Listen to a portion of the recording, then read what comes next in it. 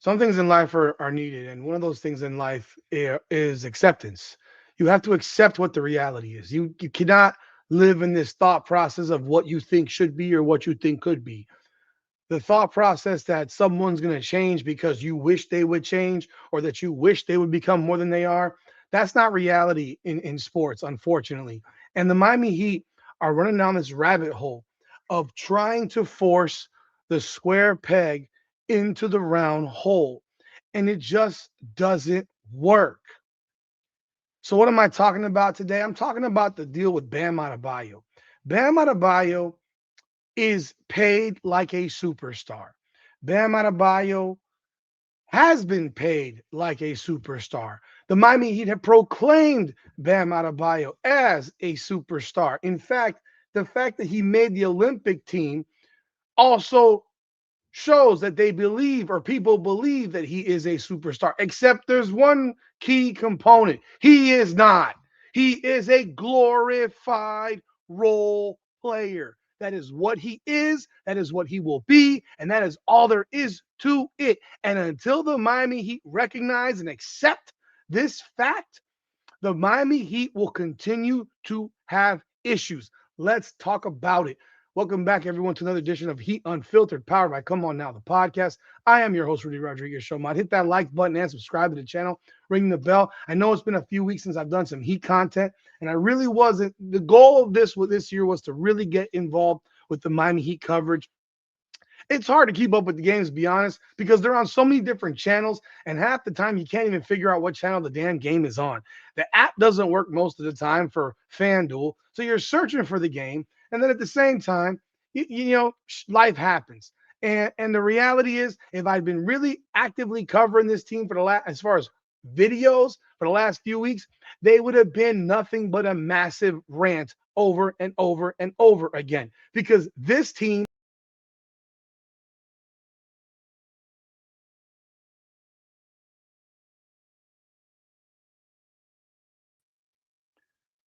This team has completely fallen apart right before our eyes. Ever since Tyler Hero returned to the lineup for that brief moment, the Miami Heat have completely freaking sucked. Like, there's no other way to say it. They have been terrible. They cannot score. Their offense is in a rut. They have lost confidence. And it all happened the day Tyler Hero came back, right? That's one part of it. And then Eric Spolstra is another part of it. And Bam Adebayo, the topic of this video, is another part of it. Because what did Eric Spolstra do? He moved Kel'el Ware, who was absolutely balling, to the bench. And anyone with eyes could have seen that that was a bad decision. Because the second he did that, the Miami Heat offense fell to pieces. Look at what's happened since Tyler Hero came back and what's happened to this team and the fact that we're watching now Kel'el Ware finally back in the starting lineup and watching his production in comparison to that of one Bam Adebayo, who is supposed to be producing the way Kel'el Ware is producing. Here's the thing. I don't have the expectation of Bam Adebayo doing this because I just don't think he's that good.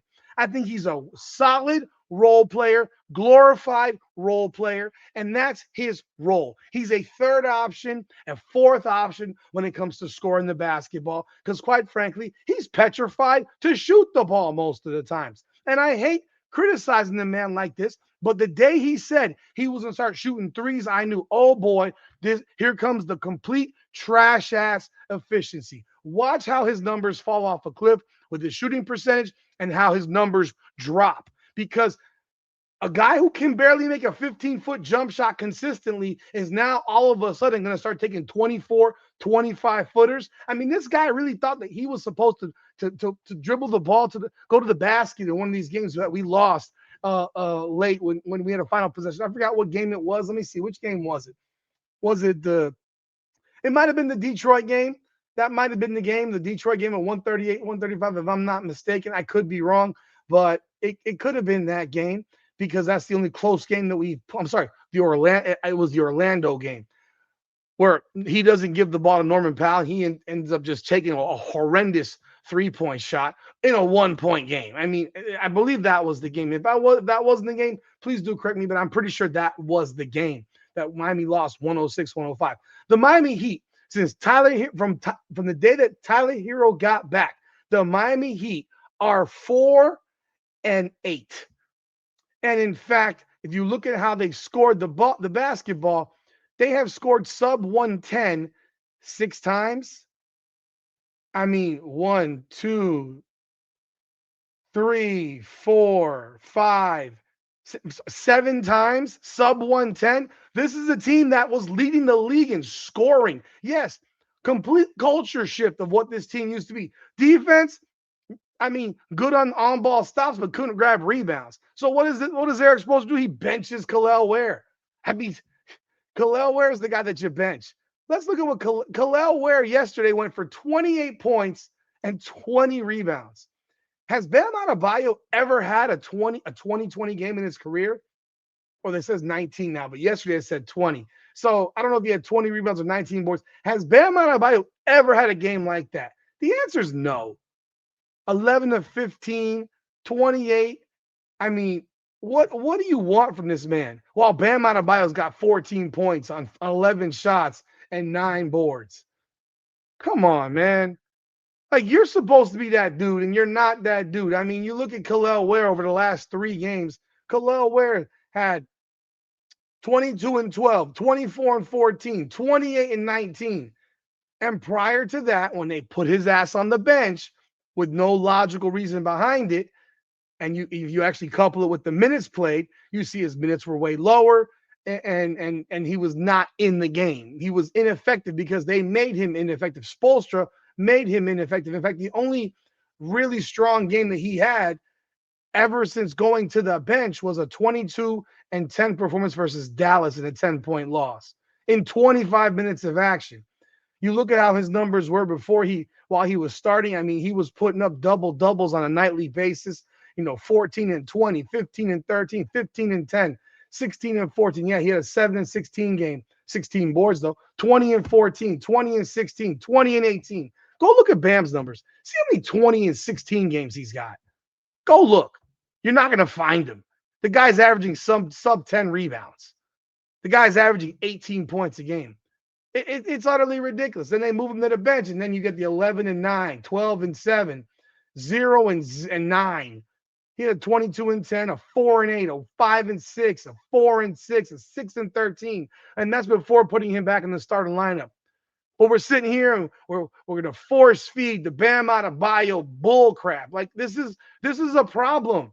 And Eric Spoelstra, he's just as responsible for this nonsense.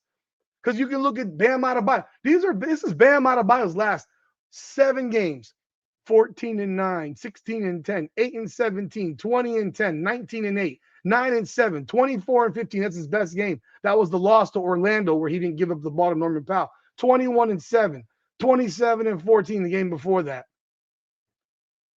He's got one. I mean, Khalil Ware has 3 double-doubles in the last 3 games. And Bam has 2 double-doubles in the last 6. And a lot of these games, Khalil Ware was on the bench. Khalil Ware was on the bench. Accept the reality here. Bam Adebayo is a glorified role player. And the reality remains that Bam Adebayo should have been dealt a long time ago. But what's happened now with Bam Adebayo? Because he wants to be a 3-point shooter, and he's not a very good one at 32%. He's wide open when he shoots them. Is that this reality is this: 18.3 points, 9.4 rebounds on 46.9% shooting. Let me give you a little background on Bam Adebayo over the last 6 seasons. And actually, you could probably go back in his entire career, because that's really, I mean, going back to 2017-18, if you go start at 2019-20, he's literally the same damn player every year, except his efficiency is worse. His efficiency is worse. You're talking about a guy, and I'll show it to you right here if you don't believe me. Here is some data for you. Here's Bam Adebayo's numbers since 2020, 2021. 18.7 and 8.9 boards. But he shot 57% from the field. Now look at him. 19.1 and 10.1, 55.7, 20.4 and 9.2, 54%, 19.3 and 52.1%, 10.4 rebounds. And then last year, he decided he wants to shoot threes. What happens? His field goal percentage drops 4%. And now here it's dropped down another 1.5%. So now he's sitting here at 46.9 and 32 from three. His numbers this year are worse than his numbers were in 2020, 2021. This is a guy who's literally the same guy. He is peaked, he is capped, he is maxed. There's nowhere else for this guy to go. There's nowhere else. Maybe he should watch Asia Wilson play some more basketball, because what he does on the floor, to me, is just an embarrassment for how much money this man gets paid. It's a super max player, $55+ million a year, and this man plays like a flipping role player. He should be paid $30 million a year and be the fourth scoring option. But no, Pat Riley insists on making this guy the dude, and he's not the dude. Like him and Tyler Hero, and I got one for Tyler Hero because this guy got to go too, because this dude is nothing but cancer to an offense. He is a ball stopper. He killed all the momentum of this team, and they wanted so badly for him to be the man, and he's not either. Two dudes who are glorified role players. Hero should be coming off the bench, and the damn offense should be centered around Norman Powell and Khalil Ware. Period. But no, we got to make sure that Bam is in the, like, Bam. If Bam wants to be Draymond Green, go be Draymond Green. Be Mr. Triple Single. Be Mr. Triple Single. But this dude is just, he's just the dude. He's a Jag. He's just a guy. He's a Jag. Just a guy. He ain't a star. Accept reality. He is a role player. And the sooner that the Miami Heat accept that reality, they'll finally maybe be able to move forward, because Bam Adebayo should be the number one guy on the trading block. Because I'm going to tell you this, I don't know what you can even trade him for at this point. I don't even know what you can trade him for right now. Y'all let me know what y'all think in the comments, because I would love to know what you think, who you think Miami can trade this dude for. Because I think he's untradeable at this moment, because you're not going to get anywhere near the value, because there's no upside to Bam. He is an 18, 19, and 9 guy. That's what he is. That's what he's always going to be. You've watched players gradually move up. Bam is at his peak. Like, look at even Norman Powell. Norman Powell from last year with the Clippers to this year with the Heat has gotten better, doing more. And that man's 32 years old. Bam has been the same dude for 6 straight seasons. I'm sorry. Insanity is doing the same thing over and over again and expecting a different result. And Bam Adebayo is the insanity. And Eric Spoelstra and Pat Riley, for some reason, expect a different result. Y'all let me know y'all thoughts in the comments. Hit that like button and subscribe to the channel. This is Heat Unfiltered, powered by Come On Now, the podcast. Come on now.